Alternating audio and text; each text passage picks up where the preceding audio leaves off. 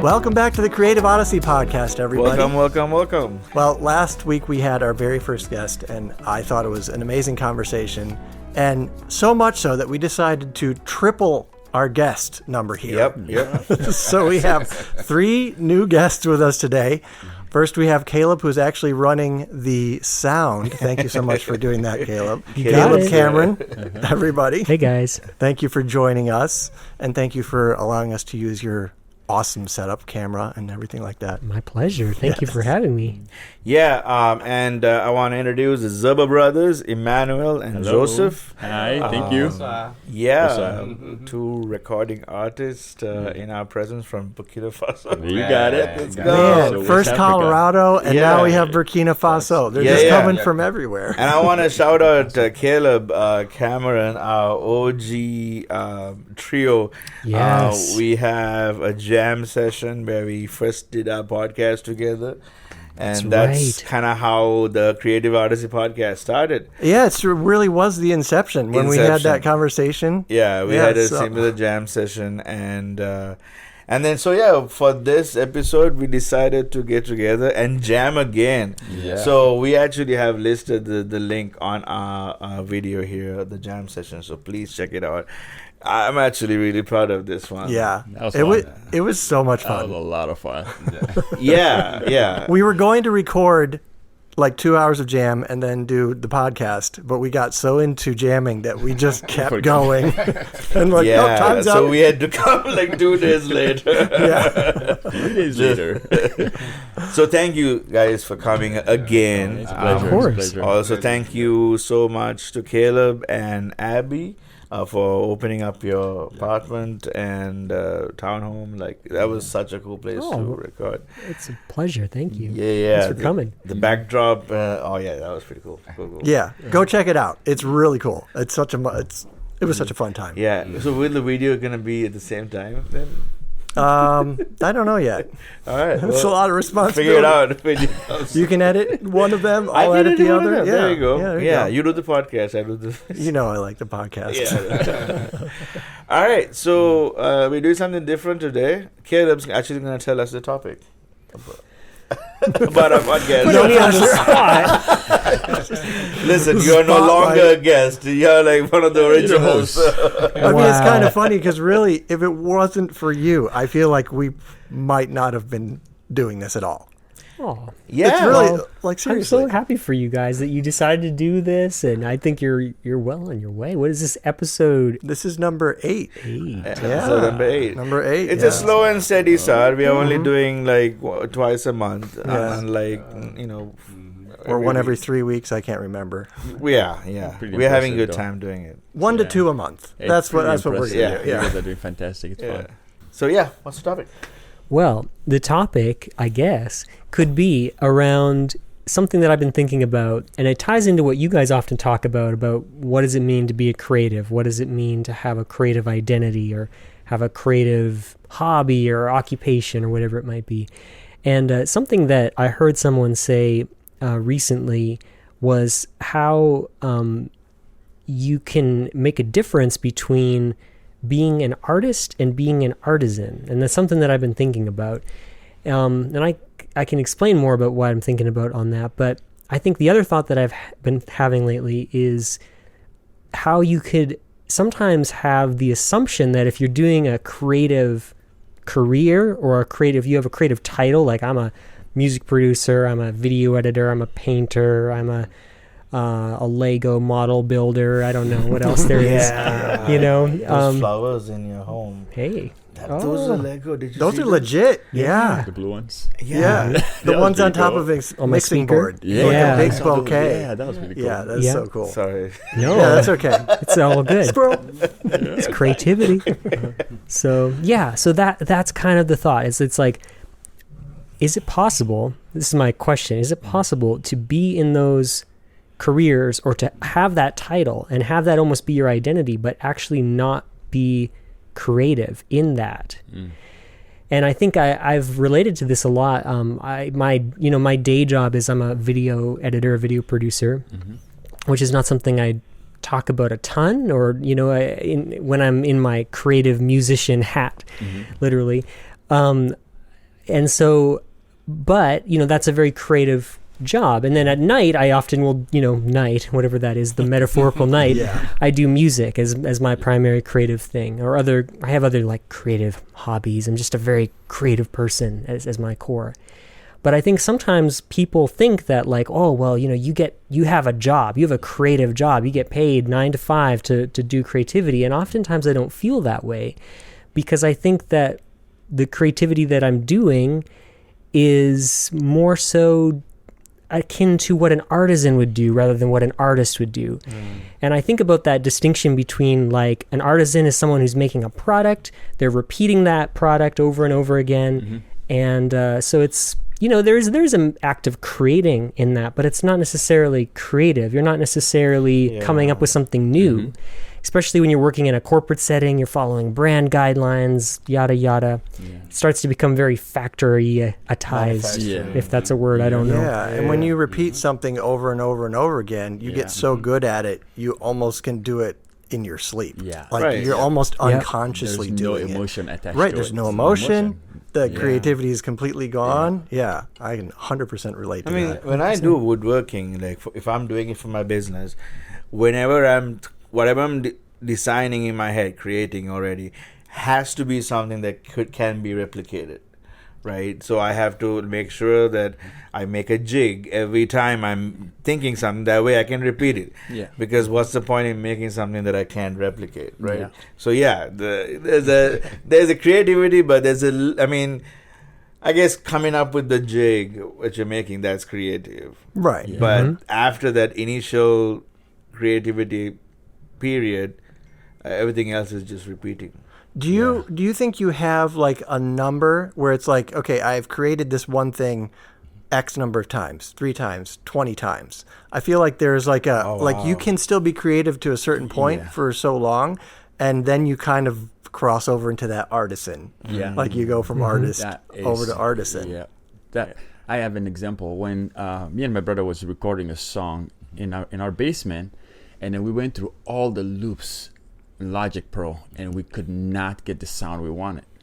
So we ended up using the PVC pipe that a plumber was working in the house during that time. We just connected 2 PVC pipe, like the Blue Man Group would do it. Oh, that's awesome. And then I was just like snapping in my hand, and it was doing like poop, poop, poop, like exactly, that's what we want. No and then way. another lady was throwing 2 drums away, like garbage. And then we took the 2 drums, djembe and congas, and then we decided to play that, and that sounded like really cool. And they were like, "This is exactly what we're looking for."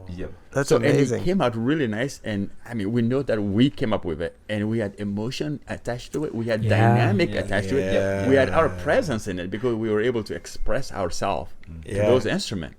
So I think that's when when you finish something and you're so happy at the end because you really basically please yourself, you're happy, you're proud of it. I think that's what I love to see when I talk about creating something.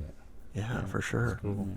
So we kind of jumped the gun on this. I want to know when you guys, all of you, when you figured out that you're a creative. Like maybe it was when you were a child or whatever, and kind of bring us up to what you do now as a creative and what your identity is, and kind of let's go from there. Yeah. Well, thinking about creativity, we really never knew we were creative. We were just doing stuff because we think like something was different. You pick up something and you're like, whoa, what can I do with this thing? For example, when we were growing up in Africa, we didn't have access to TV or computer, but anytime we see something that is like really cool, we try to replicate the thing. So I remember when we made our first drum set, it was just a bunch of oiled can, aluminum can. We literally tried to connect them together, and we took it to a concert.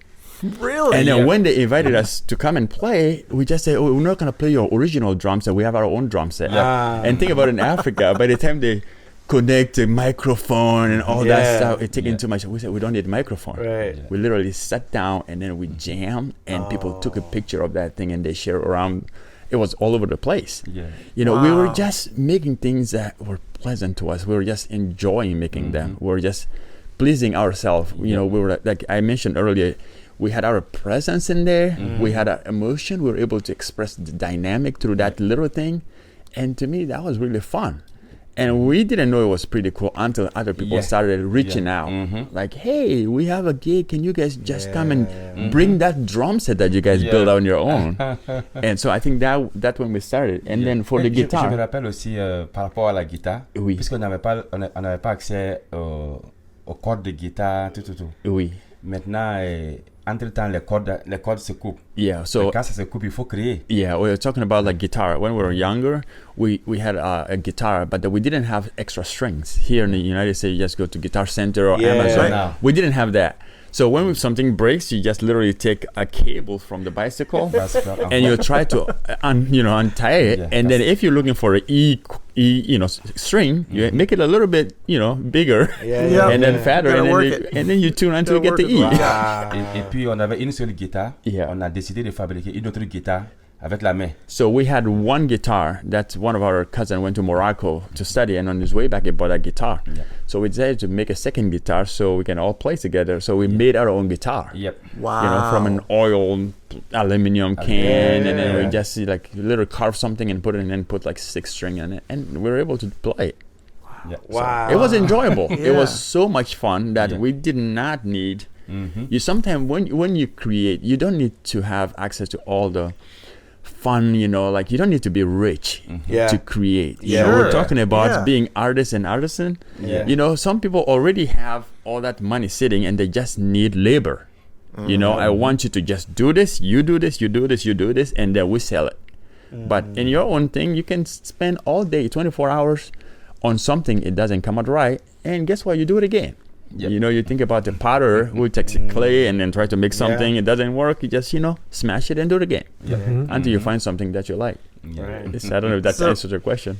Yeah, no, I just want to know a little bit more. Like, so how old were you when you started putting things together, and when was the concert that you actually did? How I old was were you? literally 6 years old. Moi j'avais 12 ans, 13 ans. Joseph was 13. Okay. Yeah, I was 6 years old, and then I remember we have a picture of that concert. If I can get it, No, I will that would be so cool. I'll send it to you guys. Yeah, de guitare, on a des photos. It's like the batterie. coolest drum stick, this little thing, but it was just so much fun.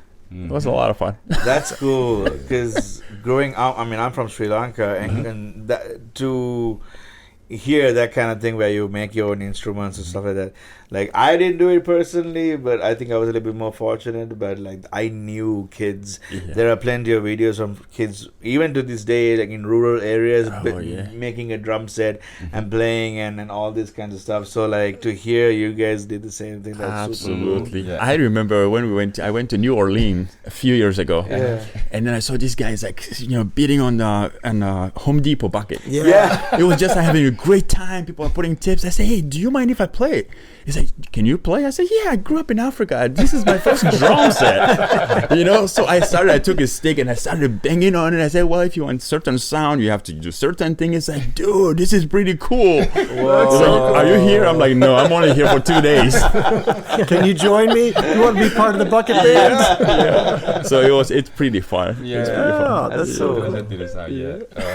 I feel like everybody, any creative, at one point in their life needs to kind of fashion something for them to be more creative. Absolutely. Like, you guys had whatever was at your disposal. And I feel like back when I was a kid, I had a workshop. My dad had like this little back room in the basement, and it would be like little tiny pieces of scrap wood that, I didn't know what to do. I just like started cobbling them together and just made something that I could then further make something even different from that. So I feel like cool. every creative has that style to some degree.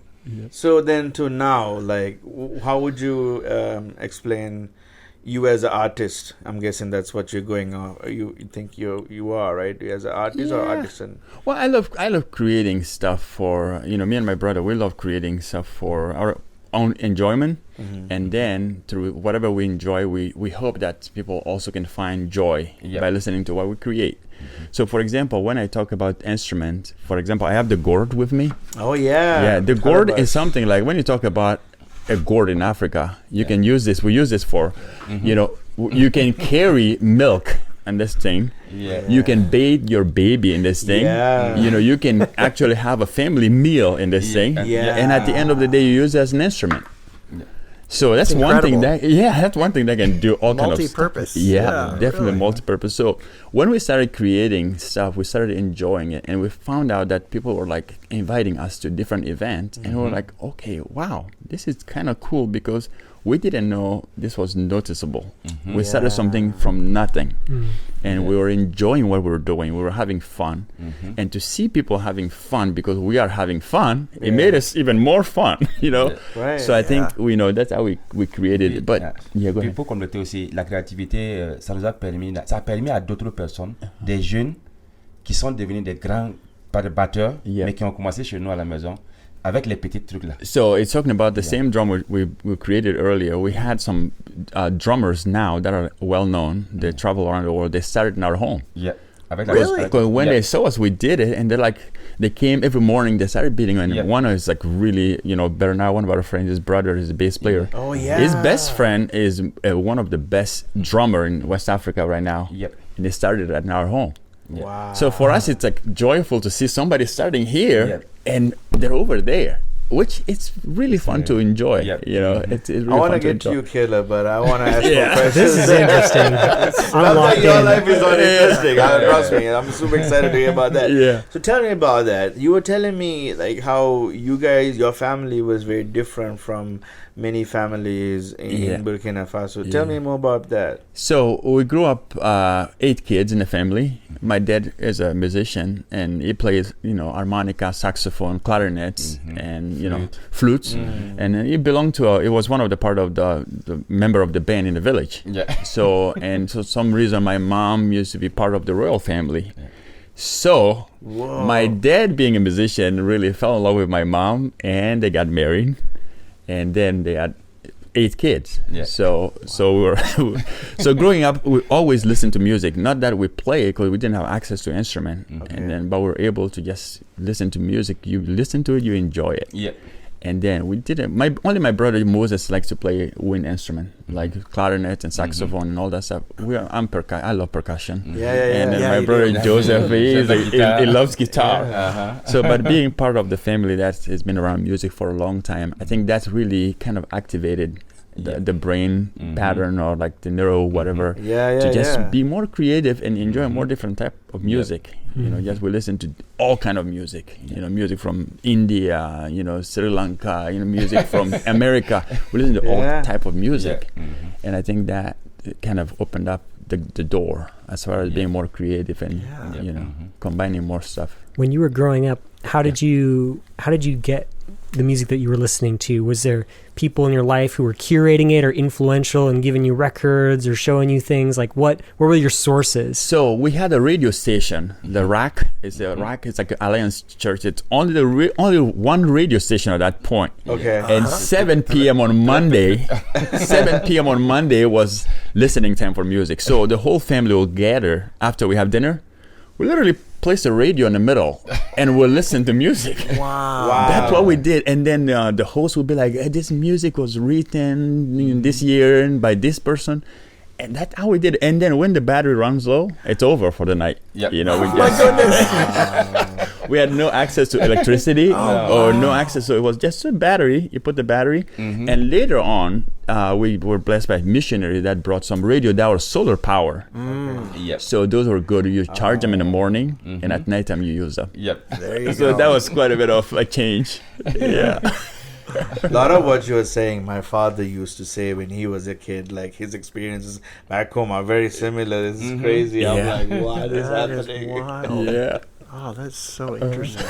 So then, 8 kids. How did you pick what instrument to learn? I mean, how did that work? That was basically necessity, Okay. At some time, somebody will bless the church with a drum set, and like they go like, who can play the drum? Guess what? Emanuel can play the drum. So I will start the drum, a little bit. And sometimes somebody will bless the church with a bass guitar. Who can play the big bass guitar? Oh, Joseph, I can play bass guitar. Yeah. So I always joke about this. I said, I can play all kind of instruments, but I'm not good at none of them. Same here. Oh, yeah. You give me a flute, give me 2 days, I'll figure it Right, out, right. and I'll play it. Give me a handpan, I'll figure it out, I'll play it. Hey. But don't tell me to read it, because I can't read. Right, it's right. all by listening to it. Yeah. So you guys are 7 years apart then? Yeah, Joseph. Toi, yeah. t'es 85, moi j'étais de 77. Oui, Yeah, about 7 years Okay. apart. So what number are you guys in the So Joseph is number 4. number 4? Number 4, and I'm number 7.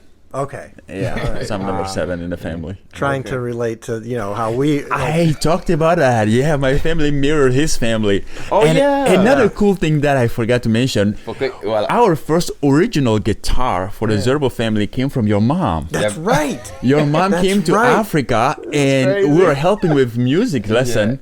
And she's like, before she left, she's like, guys, this is for you. We're like, Oh, man. what do you mean this is for us? On n'a pas dormi. Yeah, we didn't sleep that night. pas dormi. Literally. Oh, Everyone wanted to play this guitar. We still have that guitar. Yeah. And we tell people, be careful. This is very, very precious. yeah. Do not break it. A few experiences, we lost a string, but we're like, okay, at least they didn't break the guitar. Yeah. Just replace the string. Yeah. Oh, that's so cool. Yeah. That's such a cool story. That is like, really I cool. kind of vaguely remember that she did that, but Yeah. that's just so cool to hear. I mean, that told that's story. crazy. Like the story value of this whole, like the in a I know. podcast, Yeah. talking about music. Wow! Shout out to Ben's mom. Yeah. It's crazy. Thanks, Mom. There you go. So then, so is that when you started playing the guitar then? Like when you got a guitar, or how did you get started playing the guitar? But see, well, I think we already had, quand est-ce que tu as commencé à jouer à la guitare? Quand on a commencé, bon, j'avais peut-être 13 ans. Okay. Voilà, 13 ans. He was about like 13 years old, so he had like some basic training. Okay. And again, but we never owned our own guitar. Right. Got it. It's a huge Yeah. deal. Donc, on avait quelqu'un qui avait une guitare aussi. One. Une guitare de 4 cordes, 5 cordes, parce qu'il n'avait plus de cordes. Yeah. Et souvent, moi, je partais. So we had one guy yeah, in Africa who also jouait un peu. has like a guitar with 5 string. So it was not purposely made for 5 string. It just Right. was missing something. There's only one. Yeah, donc... So he used to go and play that guitar. So it would tune the guitar according to the chord that he knew. So you give any guitar to Joseph, he can tune it without a tuner. Because it was used, so if he wants to play the bass, he would just tune the first 4 strings and then play the bass with it, and then vice versa. Right. So that's how he picked up the guitar. But Very he has cool. done a lot of music more than the rest of the family. Joseph played with a lot of different artists in Burkina. Oh yeah. Like professional level. Yeah. Really? Than myself. Yeah, because when we were jamming 2 days ago, that was amazing, especially that last song we did. It was like, Il a vraiment aimé ça. You really enjoyed that one. Yeah, I felt it was so. Yeah. I felt you were so natural with it, and Yeah. well, both of you guys Yeah. were just like these. yeah, because once you brought the 7/8 or the 6/8, whatever the beat it was, I was like, okay, all right, Joseph, lead, let's go. Yeah, it's always fun. C'était vraiment bien. It was enjoyable. Yeah. It was so much fun. It sounded like a Kenyan or Nigerian type of vibe song, like the electric Afrobeat. Yeah. It was, The polyrhythms. Yeah. Absolutely. A lot of polyrhythms. And I don't know if you looked at the video, but Caleb was having a blast. It was like with that The makeshift. rice shaker. Yeah. Kalimba aussi à tout à l'heure. And he was switching between kalimba and well, I think that's another part of the creativity. Yeah. If everyone is really enjoying it, everybody's expressing themselves, it makes you like, I'm playing something, you can fit off of that. You're like, wow, that is pretty cool. And you were like, whoa, I can play this. You were between like 3 instruments. And one song, I'm like, this guy is really...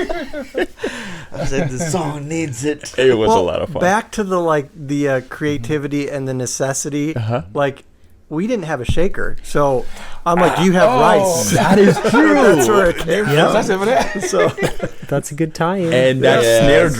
snare drum that he made from that worked out so well. ocean wave thing. Dude, that one beat where you come in and or whatever, like, oh man, changed the game, the entire song. I was like, because I realized I didn't hear everything that well in the mix. I like you, I heard some, but not everything. But when I listened back to the mix, Yeah. it sounds good. yeah, I'm mad that it got cut off. It's too bad. We're gonna have to do another jam. We're gonna have to repeat that one. That song It will be a pleasure. We recorded just enough to like. Yeah, just to wet our whistle. We're like, So we don't forget. That's right. We got them written down. You know, this is a tangent, but do you forget things that you come up with especially when you're making music? Absolutely. Well, it's not so much as forgetting something. Sometimes I have something that doesn't come back until maybe 7 years later. Right. Sometimes I'll start something and I'm like, this is not going anywhere. So I'm just going to forget about it.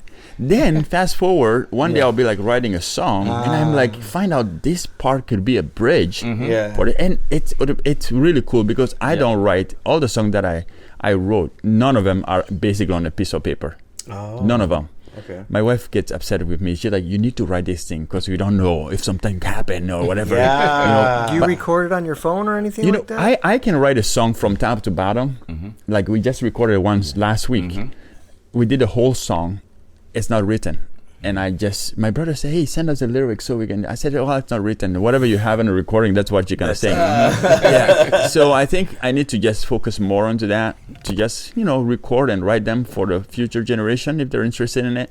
Yeah. But just the enjoyment that I'm getting from what I'm doing, it's my work. I don't need to, I'm not going to fake it. I don't need to just change the word. I don't need to just use pretty words. Yeah. It's my expression, whatever word that is tangible, whatever word that comes from me, that's what I want to put down. Yep, that's true. So, very cool. Yeah. You were talking about something that I wanted to ask you about. You talked about, I think it was presence. Uh-huh. And I heard you say that a few times, even before we started recording. I wondered, like, what does that mean to you in your creativity? And I guess another way to look at it is, what would it look like if you didn't have that? Like, how could you contrast it? Because it sounds interesting to me. Yeah, so I talk a lot about presence. I talk a lot about dynamic. I talk a lot about emotion. Yeah. For example, if I'm playing a pen drum, if I'm playing for people, I can just sit down and just start playing, and you see people are shaking their head and everybody's happy, they're tapping their but sometimes I can play pen drum in front of people without seeing one person. Yep. And that's the emotion and that's the dynamic. So let's say I'm playing the calabash, for example. It's a gig, everybody's like, everybody's happy. Yeah. But if I decide to just play with emotion, I could just like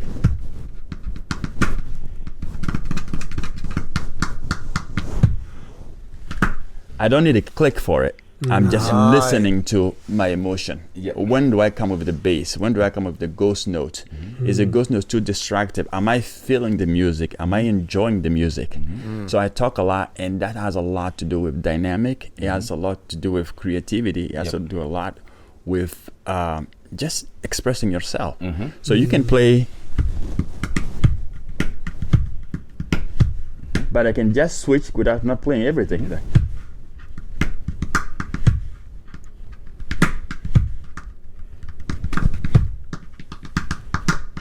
Yes. So it's like, okay, what's coming up? And it goes like from 1, 2, 3, and you come back. Release the tension. Don't just. I feel like you're not confining yourself to normal patterns either. Yeah, which is wonderful. It is pretty that. cool because like sometimes for me a click is such a distraction. Oh yeah. Because I know that I have to focus on the click and I forget what I'm playing. I'm just thinking more about the click. Does it make sense? I was just realizing that we didn't have a click. No. Don't need it. I don't think you can really technically jam with the click. I feel like it's not as raw. I feel like because I felt like every dynamic, we all felt it, and we all just like all it took was one person, when we were jamming, for one person to kind of be bold and just follow what you felt like playing in that moment. Well, and Caleb said something really cool. One of the jam sessions said, okay, let's make something beautiful. Let's create space for one another to express ourselves. And that was really cool because you started that chord and I was like, when is gonna play the second chord? It waited a little bit. I was counting 1, 2, 3 and then it came in nowhere and I was like, okay, there it is. this guy, he was at that point you were facing the other direction and you're like, okay, when is gonna play the next one? And it picked up. I think it was really cool. It was really fun. To your point about the tension and release, I feel like that was perfectly placed there because we're like, whoa, where is it? It was there it is. That's right. It was really interesting because it was. I've been really analyzing what happened at our jam session because every time I jam with somebody, musicians, I'm blown away. Especially musicians who understand who are present in that music. Right. Anybody can play, but not everybody can understand dynamic. Not everybody can understand what you are thinking. And even allowing like, okay, Joseph's about to like play something, I can feel it, and then you come in and you're like, ooh, right? And then I don't know what I don't know if you can teach that. I'm not certainly. I haven't analyzed. Either a lot of practice or it's innate talent. I feel it's tricky. I think it has a lot to do with listening in my mind. And I think what you were talking about was so interesting about the difference between I guess presence and feeling or just giving space and listening to where the music is taking you. It's another metaphor I've been thinking about in improvisation. And this might be a little bit nerdy and a little bit strange, so bear with me in this metaphor. But if you're familiar with like role-playing games, right? You know, Dungeons and Dragons, that kind of thing. So you'll have like a dungeon master, and you'll have players, right? Players who are responding, are the characters. You know, they're making choices based upon scenarios. And this is a silly analogy, but I've thought about it recently with music improvisation. And I thought, well, which one am I as the musician? Am I the dungeon master or am I the player? And I thought, actually, I think I'm just a player. I think the music is the dungeon master. I think the music is the story. And I'm just here to listen to it. I'm just supposed to let myself as a musician kind of be channeled or make decisions. You know, I mean, it's not, you don't have to get mystical about it, but I'm just making decisions about what am I going to respond to in this story. And then the story will evolve, and then I'm going to respond to that some more. And then when you add more characters, you make a party. It's very true. Now we're all on this adventure together. And so we have to work together, or we could maybe not. Maybe we could fight a little bit. Maybe there's some tension. That is true. There's a lot of things that, you know, maybe is true. I think sometimes there's probably a good and bad way to have tension in collaboration, where you're intentionally adding, you know, dissonance or layering, and then you release it. You always have to have tension and release. You have to. You know? You have to. But, tension is important. Someone mentioned to me, I said, hey, I got this pen drum. He's a professional pen drum player. He's like, you know what? Think about this. You have a friend sitting, listening to you. You want to ask him a question and give him time to respond to you. That's so good. That was like the key for me to play the pen drum. Because when I took the pen drum, I was like, I was just like trying to hit it as hard as possible. But then when I started like question and answer QA, just a tap it, you listen to it, it resonates. It's like, whoa, okay, that's a different level. And it's been helping me a lot. I even mentioned to my brother when I play drums now, I said like, I feel like I'm more creative. It's not just like, you know, I was playing with our friend Alex, and Alex like, dude, it looks like you're playing a lot of odd timing. Yeah, I said, I'm just feeling what I'm playing, you know? So it really kind of opened up a different part of your brain. You embrace things that are more challenging than just like, you know, so creativity, don't just create and be stagnant. You know, try to create and try to like excel in your creativity. You know, you have to excel, because otherwise it's like a stagnant. You're like doing something, and then when you start hating something, it's over. you know, you're not gonna do it anymore. Well, I feel like that kind of goes into the artisan thing. Yeah. Like if you're not challenging yourself in the creativity, you can almost fall into that. I'm just doing the same thing over and over and over again. Yep. And then it gets really boring. Absolutely. And it's no longer creative, really. You know? That is true. The thing I like about what you said, to get to the point where you're able to be present in your music when you're playing, you have to almost come to a place of confidence of who you are as a person. Yeah. As a creative, are you going to be like how quickly are you going to forgive yourself when you make a mistake? Right? I think when I was growing up, I was so hard on myself when it came to music that every time I would make a mistake, I put myself down like, oh, I can't believe I made this mistake. I'm horrible. All these kinds of things. It happened. Yeah. And not until like in my 30s, I was like very comfortable. Like, I don't care if I made a mistake. Yeah. Like, okay, fine, I played a flat in a wrong time or a wrong key signature. Like, okay, boo-hoo. But that's just 1 second of the entire song that if I'm able to like recover and bring the person in a whole dynamic, they won't even they won't remember that. That's true. Yeah. But to be present, you have to let go of all those boundaries, all those walls that you put up, and say it's okay. Yeah, absolutely. I'm just creating over here. Yeah. No police. Yeah, you see that a lot with street performers. Yeah. No one knows when they make a mistake. Oh, They don't show it. No, they're playing and people are enjoying it. People are dancing, even if they know what they did is wrong. Yeah.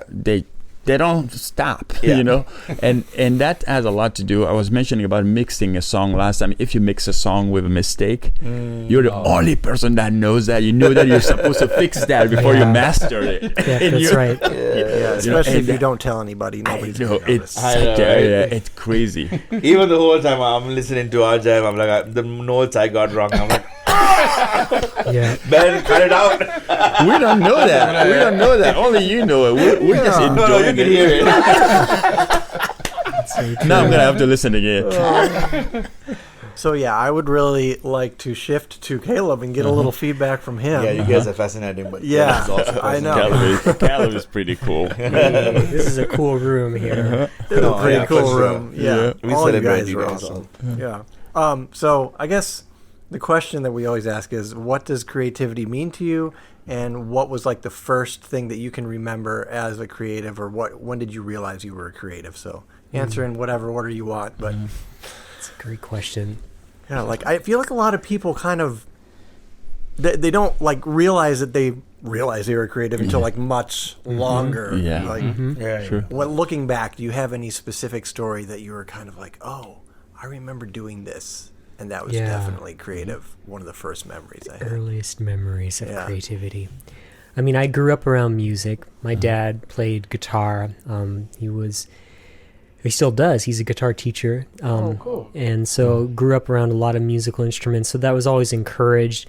I think I had like a toy guitar when I was really little. I think the first instrument I learned to play was piano. I did some like formal kid piano lessons. And then eventually I kind of was drawn towards percussion and drums. And so then my parents kind of followed suit with that. And then, of course, my dad wanted me to, learn guitar. But at the time I was a little too young. It was too hard on my fingers and I got discouraged. And so kind of bounced around between the different instruments. And as I started growing up, I also could sing. And so I did classical voice, and that kind of was the thing that I did the most, honestly, or the most seriously, or took the furthest, probably until I was, puberty hit, and I was pretty discouraged by how my voice was handling that situation. And so I didn't have the tenacity to really stick through the change of that. And so what did you sing treble then? Yeah, I was very much the boys' choir, soprano in the choir. Yeah. I did the same thing. Really? That's so cool. Really? I didn't know that. That's hilarious. Yeah, And I went the alto life. and then baritone. Straight to baritone. Right to baritone. Yeah. Yep. So yeah, music was always a big part of my life, and so I studied classical music in voice and theory, and a little bit in piano. But then around that time, drums was also my other big thing that I studied, and I was playing in church all the time with my dad on worship teams, and had a teenager band.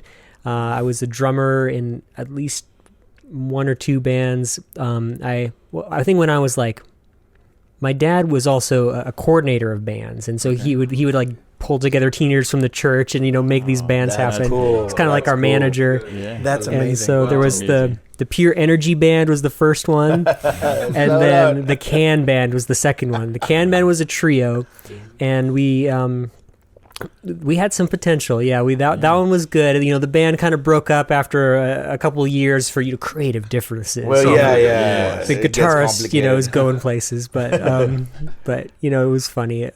But fond memories for sure. And so music was always a part of my life. And then there was a moment where everything kind of changed for me, and that was when I saw someone use a computer with music for the first time. And my dad, again, a lot of my music and creativity ties to my dad. He was running this program called Guitar Church.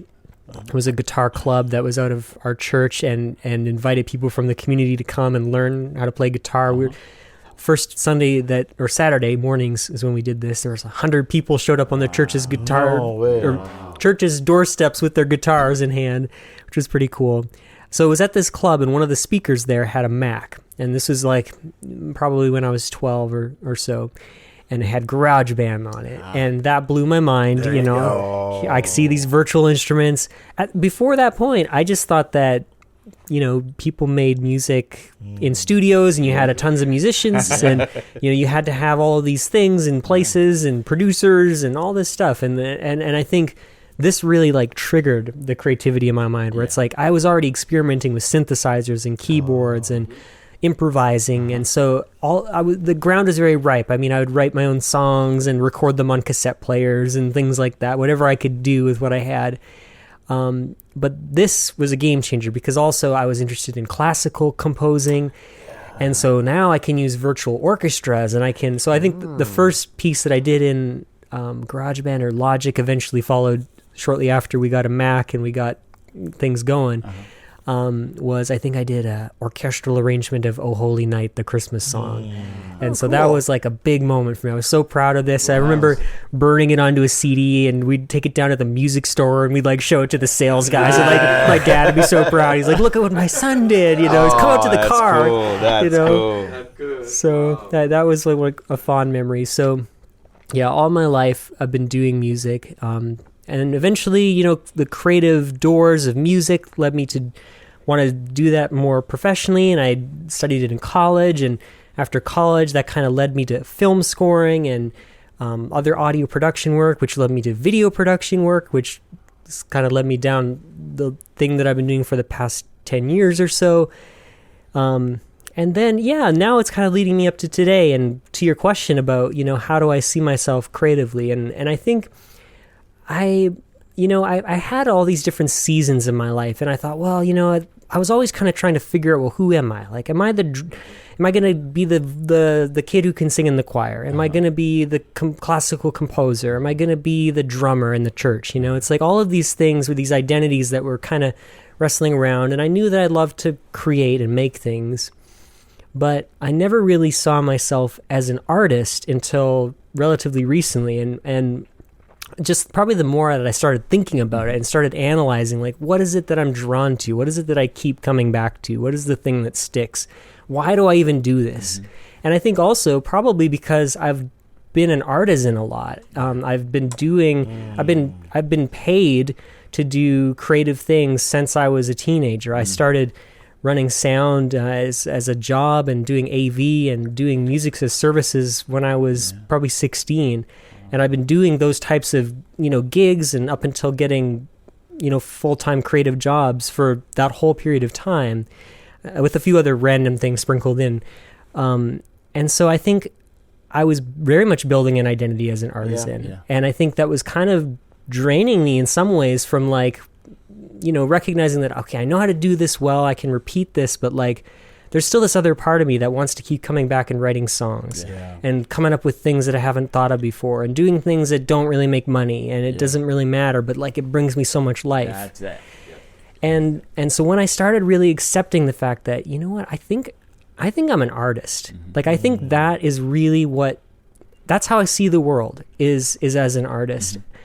And a friend of mine, one of my best friends, affirmed that to me one time, and he's like, you know what, you're really an artist, and no one had ever told me that before. Wow. And all these years of being a creative and being a musician, nobody ever said, no, like I think it was because I was explaining something about like jobs, and I was like sharing, like, I don't know what I should do, man, like should I do this, or this job, I could maybe work in this field or whatever. And he's like, I mean, you're like really like just affirming that in me, like, no, I see you're an artist. And I'm like, thank you. I mean, that meant a lot coming from someone that was close to me. For sure. But that really helped me even shape my own narrative. Yeah. And so affirm what you see in others. That's another thing. Yeah. If you see someone absolutely. It unlocks That's a cool lot you of mentioned things. that, because our last guest, Joey Liberto, he was one of our first fans. He saw us on Instagram. He knows him. But he was one of our first people who has been like commenting and he was sending very stuff engaged. in. And so we actually made him our first guest last week. And just him affirming us, like, hey, I see what you guys are doing. Yeah. Keep doing it. Keep, whatever. Yeah. I'm curious, Ben. Do you think of yourself as an artist or artisan? That's a great question. I mean, I don't feel like I do creative work, or at least the creative work that I'm drawn to anyways. I feel like I don't do that for my day job. So I feel like I'm definitely way more skewed artist than I would be an artisan. Now, the thing is, I would happily take a job doing something that would be an artisan, but I haven't, because I'm guessing that I would probably fall into the bucket that you fall into, where it's like, this is something that I love doing, but I don't really enjoy it, because it's like I'm doing the same thing over and over and over again every single day. So with the different creative outlets that I have, I feel like it would definitely be artist. The one thing I find interesting is I don't do creative things for the most part for a living. So I'm more of an artisan in that sense. But I've actually been seeing the freedom of just like, okay, I'm just gonna go make a song, and it will nobody will hear it. Like, I'm just gonna go play around and make a song just for me to, and I would spend like 5-6 hours until like Lizzie comes and like, hey, do you know what time it is? I'm like, no, I have no idea. The classic wife asking the artist, "Do you know what time I'm like, it is?" no, I don't. It's set up where I don't see the time. I'm working. Yeah. So the whole concept of the artist, that's cool, man. Like, I think I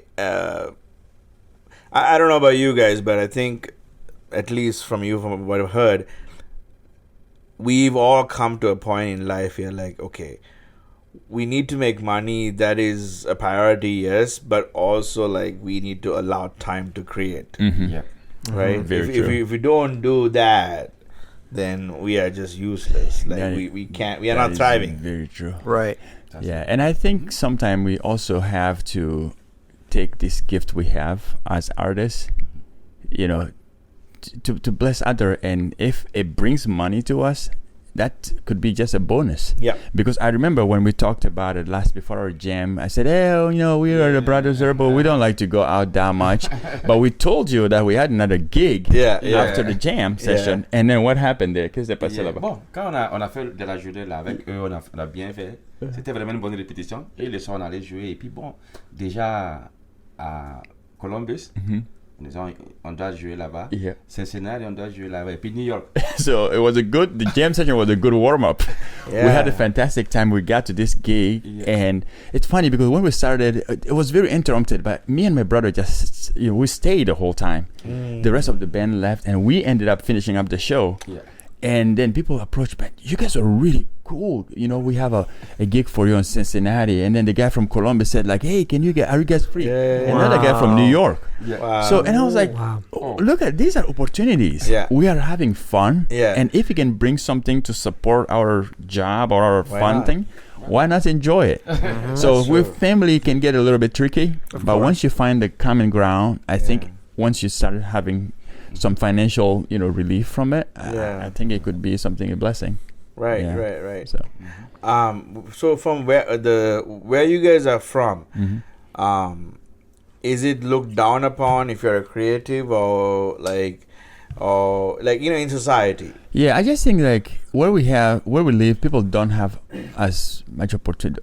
They don't have opportunities to express themselves as much. Financial issues could be a big thing, because Burkina, being a landlocked country, we don't have access to oceans, and there's a lot of political instability going on. So artists really can't really express them. Not that they can't express. They are just like basically, I use that word, it's all stagnant. They don't have opportunity to excel in their creativity. So you see somebody who just take a can, makes like a truck, and it does that for like 20 years. There's no improvement because it doesn't have that opportunity. Nobody's pushing his art. So it becomes, again, like making money, and he gets tired of it, and he just feel like, I'm enjoying this, but I'm tired of it. And once you're tired, like you're locking your brain. But if somebody challenges you to say like, hey, I've seen you doing this for a long time, and then what would happen if I help you with this? Then you can get more out of it. You can be more creative, and you can create more. So I think in Africa, people have a lot of struggle financially, especially in my country, to focus on artists. Then they get to a point where, if I don't make any money from this song, I'm gonna be done. Literally. That's such a burden on your creativity. It is such a burden, because people are like, they're making the music, they're mixing, they're spending money in it. So at that point, they find out like, I use the whole money of my family to put on this music, and if it's not successful, guess what? Financial hardship, and that you don't want to do that in my country. So I think that's the main struggle. Wow. I feel like that's still in America here too. I feel like that can be a part of it. If you put all of your finances towards a creative endeavor and you expect it to pay you back, like I feel like that kind of takes creativity and kind of, I don't know, I feel like it really closes it in, and it doesn't allow it to flourish. That is very true. You're like trapping it in this, like, you need to be my source of income. Absolutely. And that's really hard. Yeah, it's very Caleb, where are you from? Sorry, we never told you. I want to hear a little bit more about Caleb. Well, I'm from Canada. I'm from Alberta, Canada. Kind of in the prairies, in sort of a smallish area, kind of in between the two big cities. Okay. Yeah. I like how you're representing with that patch. Yeah, I know. That's right. That is a cool representing jacket. Canada. Lived in Vancouver, the West Coast, for a little bit of time, but I didn't grow up there. Okay. So the whole journey is represented. it's the whole journey. Yes, this is where I'm going, to the moon, as you can see. My first question for Caleb was like, do you speak any French? Right. He was like, no. I was like, oh, no, you don't speak French? I felt so bad. I wish I knew more. No, the time will come. I'm glad I speak English, a little bit of English at least. Yeah. I need to get a jacket made, because I've lived in 7 states and Sri Lanka, so I can have like 8. Full sleeve. Yeah, right. I'll get one big patch that says Ohio. Right. And then a tiny one that says Georgia. That's it. But then you can do like a woodworking patch and a there you music go. patch. That's so cool. I do like I that. think that's gonna be like a future project for me. There you go. I really like it. So Jeff, Joseph, I keep going back and forth. That's okay. You have a new album coming out. You want to talk about that? J'ai un album de 6 titres qui va sortir à la fin de ce mois. Yeah, he has an album coming up soon. Voilà. 6 songs, instrumental. Voilà. Instrumental, c'est des instrumentales. Instrumental Donc, mostly. il m'a beaucoup encouragé. Vraiment, ça fait partie aussi de la créativité. Yeah, Et puis, souvent, on a besoin de quelqu'un pour te pousser, pour t'encourager. I pushed him a lot. I was like, dude, you're doing great. Just put this into something that we can all listen to. Yeah. It's gonna bless other people. What he did there, we have in Burkina, there's like a language Jula. So some churches don't speak any French. They only speak Jula. And they have these songs for church, but they don't have musician in church to play along. Donc, So he took the instrumental, took those songs, and then recorded some of them. Yeah. And when I listened to one of them, I'm like, man, you know how many people you can bless by this thing? Yep. So I just kept pushing him. get Logic Pro. It's like I don't know what to do with it. I said, just Wow, you learn Logic? it just I learn and I do my music with Logic.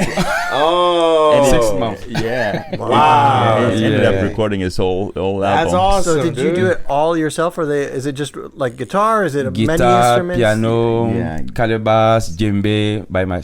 Yeah, He did a lot. He did almost uh-huh. all the instrument by himself. Oh, that's so cool! I Yeah. can't wait to hear it. Talking is it- about virtual instruments, he was able to use a lot of it. Yeah, It's pretty When is cool. it coming out then?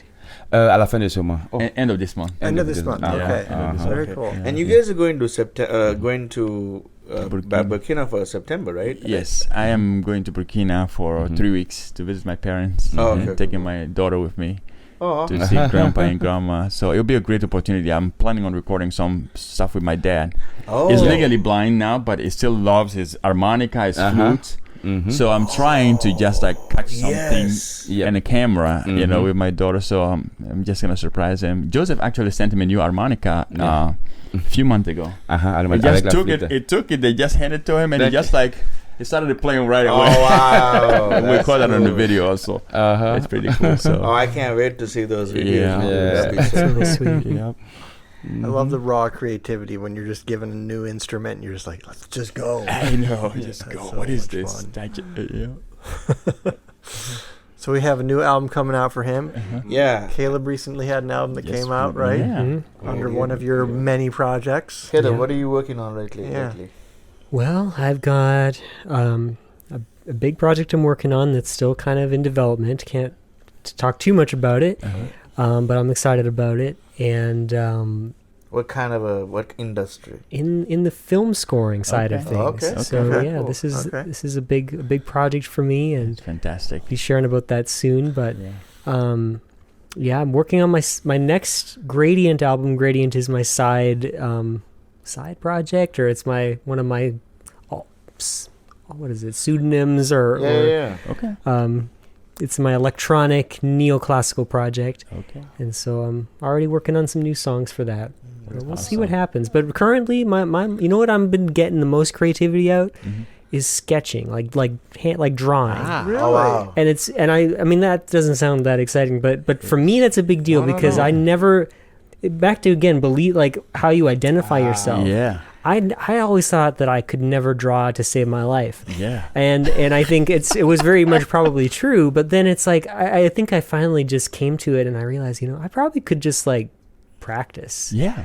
And I think I just started having fun practicing, and I'm like, wow, this is a great creative outlet. So there you is go. fantastic. That's what I'm doing. I'm drawing pictures that probably no one will see, and that's probably a good thing. Yeah. And that's good for me. It's good for my soul. Well, Yeah. well, you know what? We have to say that you are an artist because I remember during the jam session, any rhythm, any type of music we were playing, Caleb would he will find something. Yep. And he will add it, and it would just feel so cool. And I was like, I would never think about something like that. So I think you have a brain for it, and just keep on going. Thank you so That much. is fantastic. Yeah. Well, likewise, it was a true company of artists. You Yeah. both were all. I think it was so beautiful how we were all so unique in our contributions. Yeah. None of us were really coming from the same angle of Yeah. approach, Yeah. and I think that created a beautiful collaboration, a beautiful hybrid of genres and ideas and. The interesting thing to me was when I was listening to it, all I could feel was joy because every single person was listening and trying something new. Yeah. And the thing is, I was thinking, when you play live in front of a big crowd, in my experience, I've only done it at church. Our church is huge. And every mistake, every note you play, you can hear really well in your in-ears, and you know very well out there. There's a You can couple hear. people who are picking it up. Right. Yeah. So then, but in this situation, we didn't care about that. We allowed each other to just trust your guts, and we'll follow you. Yeah. I don't know. I think I'll be talking about this for a while until the next one. Keep going. It was But great. one thing I wanted to mention was what I realized was, as a creative person, we can't. Let's say you have a regular job, right? But you also do music, right? if it was just music, it wouldn't be enough. No, absolutely not. You do woodworking, you do renovation stuff, you do lawn mowing, you do tree splitting, whatever. Yeah. Right, like video, all that. and that's the key thing. It's our wives might not like it, but it's expensive. But like having multiple hobbies or multiple creative outlets is important because we are not machines to do the same creative thing over and over again. Yeah. We need to get more outlets so we can recharge and then create something in different directions. So I love that you mentioned sketching. I sketch here and there too. I like one time I even got into knitting. Like Interesting. Yeah. Why not? Yeah. Yeah. I can learn it on YouTube. Yeah. That's So and if I'm doing something wrong, who cares? Yeah. that Do is you true. go, and I can ask this to each and every one of you, but do you kind of go in cycles? Because I feel like I'm specific, where it's like, I really need to do woodworking now. Yeah. I really need to do music now. I really need to do video now, or whatever my outlets are. Yeah. I don't feel like it. There's obviously some concurrence, but I feel like it's really like, okay, it's always like, it's always shifting around. And it stays there for a little bit and doesn't like bounce a lot. Do you feel the same way where it's like, I need this outlet? Yeah, my brother's been encouraging me a lot because we started our little cleaning company not so long, couple years ago, and because we've been so busy and then trying to create, jobs left and right, I think for me my creativity was actually dying down because I feel like I was not carving time for it, and every time my brother would be like, "Hey, you need to take time out to do something that you enjoy. Don't worry about the business is going to be fine, but what I worry about you need to take time for it. You need to carve time for it." So it helped me. We put up my studio together in the basement. So when I get home, my wife knows like, okay, it needs at least an hour to unwind, and then I just sometimes I just sit there and just hit one note for an hour, and then I come back and I feel like I'm recharged. And then so it's been helping to focus more on what I'm doing. I'm more productive at work, and I'm more creative when I come home. That's great. Yeah. So same thing goes for you. I've been doing lately. So let's say I'm so tired, but I feel like I need to create. I go and like take Apple loops from the Logic, all the loops, and I just put them together. I'm like, who gives a crap? Nobody is not gonna go out there in the world. If anything, it might show up in my YouTube video, whatever. Who cares? Like, and I've been having such a great time just messing around like a kid. Like I was telling Lizzie, you know what I did? She's like, I understand. You're just picking this and putting that. I'm like, I know, but also there's more to it because I'm playing my own stuff here too. Yeah, but it's so hard to get down there. It's so hard to go. You 8 hours, 9 hours of work.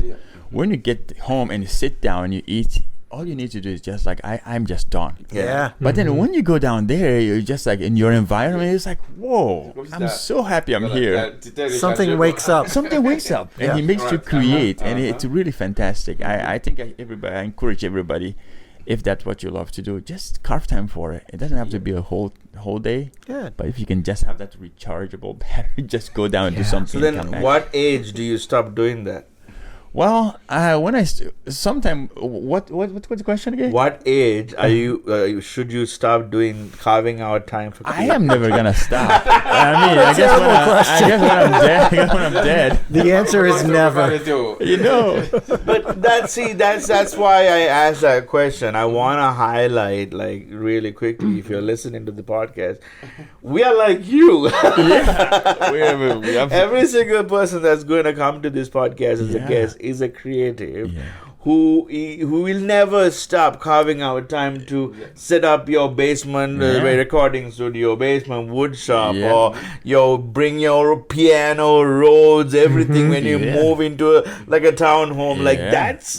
That's crazy to a normal person who's not a creative, who would not understand what are you doing there. No, this is important. So I can make music, my friends can come and make music. Wow. And none of us are like 18 years old. We are acting like kids because of our going. creative outlets. Yeah. Like I mean, I keep going back to the jam session, and maybe I'm talking too much, but the last song when Caleb jumping up and down, shaking the rice shaker, like Kalimba, I'm like, I saw like a little Jacob Collier, dude. Like I was like, let's go. Oh man, That was a lot of fun. such a good time. Anyways, I think we are like really running behind now. or No, I mean we're good, but I think this has been a great conversation. Yeah, and thank you. I mean I really appreciate you guys taking time, 2 sessions to coming all the way out here. Yeah. I'm glad that we were able to do that, and I want to keep this going. I want to do another jam, like we were talking, maybe once a quarter or something like that. I know life is It it can get in the way and it goes real fast, but Yeah. it would be so cool. Yeah, to I keep want to really say thank you. I mean, I pleasure. did not think this was going to happen. Like, mind you, a week ago when we were supposed to hang out, a freaking storm, 5 storms and tornadoes actually. Yeah. Yep. 5 tornadoes hit in Cleveland, Ohio, and all the areas, and that hasn't happened in a while. Oh, So yeah. I was kind of skeptical. I was optimistic. Yeah, I'm like, well, we'll see. you lost power. You lost yeah, power. I lost my we lost computer. power. Oh yeah, Did you? I don't think I. Oh, No, you're you good. didn't. Yeah, you're yeah, good. you were. Yeah. That was I mean, not like shoving in people's face, but like, thank God. Well, I was fine. We I was were on in the stage. basement. Like Lizzie was freaking out, but Yeah. we were in the basement. We just go. But anyways, so we actually have the jam session. Please listen to it. It's in the description. Anything y'all want to say before we end the podcast? I don't know. You want to play your? You know, Oh guitar? yeah, you know what? Play it out? Yeah, we can do a little jam session here. Oh no! no, but Just play a little ditty out. Yeah, so- Yeah. how about this? I'll end the podcast, Yeah. and then you immediately like start while I Okay. end it, and then Okay. you stop whenever you want to. Where's Okay. the guitar? Lagay guitar. Ay, play niya ko. Yeah, yeah. Caleb, you want to tag along with the? You want to do the We hi-hat? could, Hi-hat? we could double Well, it. Yeah, anyways, let's double. This is the Creative Artist Podcast. My name is Sharon, and I'm this Ben. is Ben. Thank you so much, Caleb Cameron. We're gonna share the camera. Emanuel Zerbo. Hold on, before we start, I'm gonna get this Osmo. Oh no, it's right there. And Joseph. Je vous en prie, monsieur. Yeah. You are welcome. Thank you. Thank you, guys. Until next time, keep creating, keep dreaming, and keep exploring your own creative artistry. Thank you, everybody. Take care. Thanks, everybody.